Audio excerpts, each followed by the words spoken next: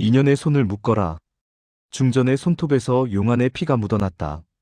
1479년 성종 10년 겨울밤. 임금의 침전에서 비명이 터졌습니다. 관들이 달려왔을 때 성종의 왼쪽 뺨에는 붉은 손톱 자국이 선명하게 나 있었습니다. 긁은 사람은 조선의 국모 중전 윤씨였습니다.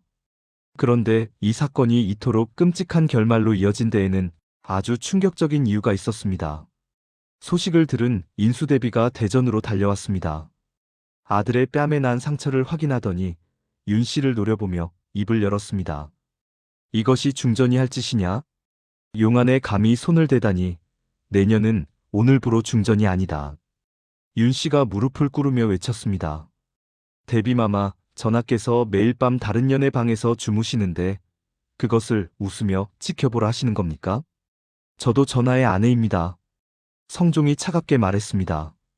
후궁을 두는 것은 왕실의 법도다. 네가 질투하는 것 자체가 이미 덕을 잃은 것이야. 그날 밤 성종은 후궁 엄씨의 처소에서 돌아오는 길이었습니다. 윤씨는 그것을 알고 있었습니다. 참고 또 참았던 것이 그날 밤 터져버린 겁니다. 하지만 조선의 궁궐에서 왕의 얼굴에 손을 대는 것은 어떤 이유로도 용서받을 수 없는 일이었습니다. 윤씨는 폐출되었습니다. 중전의 자리에서 하루아침에 끌려나간 겁니다. 그때 궁에 남겨진 아들 이웅의 나이 겨우 4살이었습니다. 하지만 비극은 여기서 끝이 아니었습니다. 3년 뒤인 1482년 성종은 폐출만으로는 부족하다는 신하들의 상소를 받아들여 최종 결정을 내립니다. 사약이었습니다. 패비 윤씨의 나이 28이었습니다. 사약이 내려지던 날 윤씨는 자신의 적삼을 벗어 팔뚝을 손톱으로 그었습니다. 피가 흰 천을 물들였습니다. 곁에 있던 친정어머니 신씨에게 그 천을 건네며 말했습니다. 어머니, 이것을 내 아이에게 전해주세요. 이 아이가 크거든 어미의 피가 무슨 말을 하는지 알게 해주세요. 사약 사발을 들이켠 윤씨의 눈이 감겼습니다. 그리고 궁궐에서는 8살 왕자 이웅이 아무것도 모른 채 할머니 인수대비의 무릎에 기대어 잠들었습니다. 피 묻은 적삼 한 장. 이것이 20해 뒤 조선을 피바다로 만들 복수의 불씨가 될 줄은 아무도 몰랐습니다. 어머니가 사약을 받던 그해 이웅은 서당에서 천자문을 읽고 있었습니다.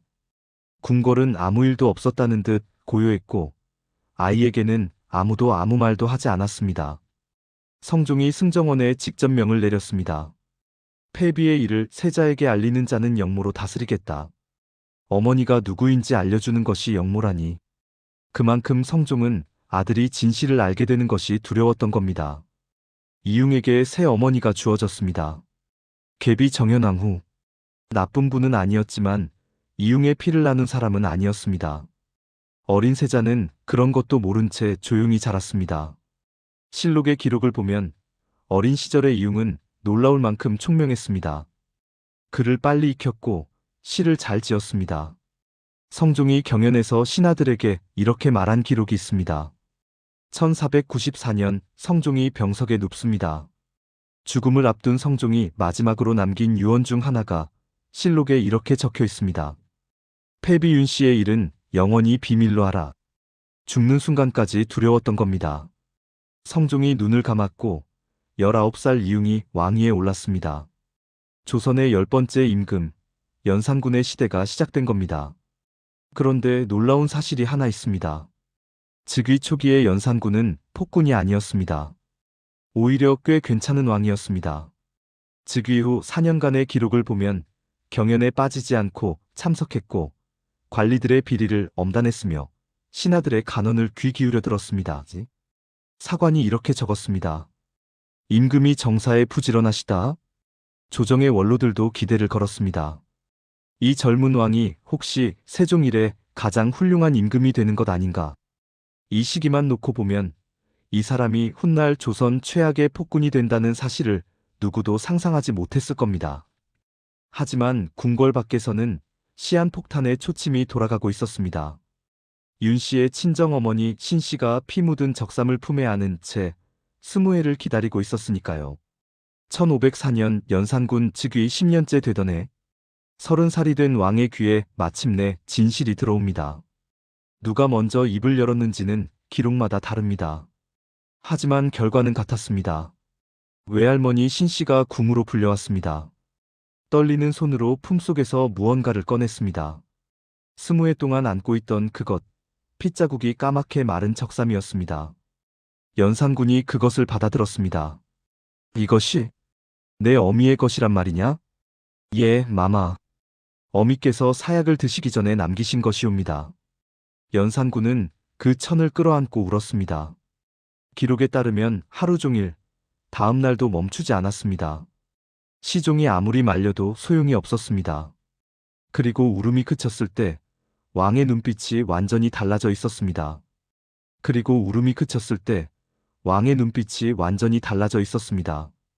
울음이 그친 자리에 남은 것은 분노였습니다. 연산군이 가장 먼저 한 일은 승정원을 불러 명을 내리는 것이었습니다. 내 어미를 죽이는 데 찬성한 자들의 이름을 모조리 올려라. 죽은 자도 빠뜨리지 말라. 이것이 1504년 갑자사화의 시작이었습니다. 가장 먼저 칼날이 향한 곳은 당시 폐비사사에 찬성하는 상소를 올렸던 신하들이었습니다. 연산군은 20해 전에 상소문을 한 장 한 장 뒤지며 이름을 찾아냈습니다. 살아있는 자는 끌어내 처형하고 이미 죽은 자는 관을 파헤쳐 목을 잘랐습니다. 내 어미가 사약 사발을 들 때 고개를 끄덕인 자들이다. 그 고개를 이제 내가 떨어뜨리겠다. 하지만 신하들만으로는 분이 풀리지 않았습니다. 다음 차례는 어머니의 폐출에 직접 관여한 후궁들이었습니다. 성종의 후궁 엄씨와 정씨. 당시 윤씨의 비행을 왕에게 고해 바쳐 폐출의 빌미를 만든 것으로 지목된 인물들이었습니다. 연산군은 이미 나이가 든 두 후궁을 끌어오라 명했습니다. 전하, 저희는 그저 전하의 아버님 뜻을 따랐을 뿐이옵니다. 아버지의 뜻? 그 뜻대로 내 어미가 죽었다. 그럼 너희도 그 뜻을 따라 죽어라. 두 후궁은 그 자리에서 목숨을 잃었습니다. 실록에 왕이 직접 손을 대었다는 표현이 남아 있습니다. 그리고 마지막으로 남은 사람, 인수대비였습니다. 자신을 키워준 할머니이자 어머니를 죽음으로 몰아넣은 장본인. 연산군이 인수대비의 처소로 들어갔습니다. 야사의 기록에 따르면 연산군은 피 묻은 적삼을 할머니의 얼굴 앞에 들이밀었습니다. 할마마마, 이것이 무엇인지 아시겠습니까? 그것을 어디서 얻었느냐? 제 어미가 죽으면서 남긴 겁니다. 할마마마가 죽인 제 어미의 피입니다. 인수대비가 힘겹게 대답했습니다. 네 어미는 중전의 그릇이 아니었다. 나라를 위해 내린 결정이었느니라. 그럼 저는요? 어미 없이 자란 이 손자는 나라의 무엇이었습니까? 이날 이후 인수대비는 자리에 눕더니 얼마 뒤 세상을 떠났습니다. 실록에는 병환으로 승하라고만 되어 있지만 시기가 갑자사화 직후입니다. 복수를 끝낸 연산군은 멈추지 않았습니다. 오히려 더 거세졌습니다. 간언하는 신하의 혀를 뽑고 전국에서 미녀를 뽑아 올리는 채용사를 만들어 궁녀를 10,000명 가까이 모았습니다. 흥청이라 불린 이 궁녀들과 밤낮으로 연애를 벌였고 성균관을 놀이터로 바꿔버렸습니다. 흥청망청이라는 말이 바로 여기서 나왔습니다. 사관이 적었습니다. 가난한 자를 죽이니 감히 말하는 자가 없다. 그런데 이 모든 광기의 한가운데서 연산군은 밤마다 어머니의 적삼을 꺼내 바라보았다고 합니다. 어마마마, 이 정도면 됐습니까? 대답은 돌아오지 않았습니다.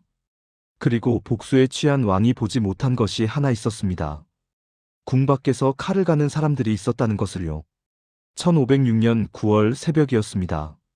궁궐 담 너머에서 발소리가 들려왔습니다.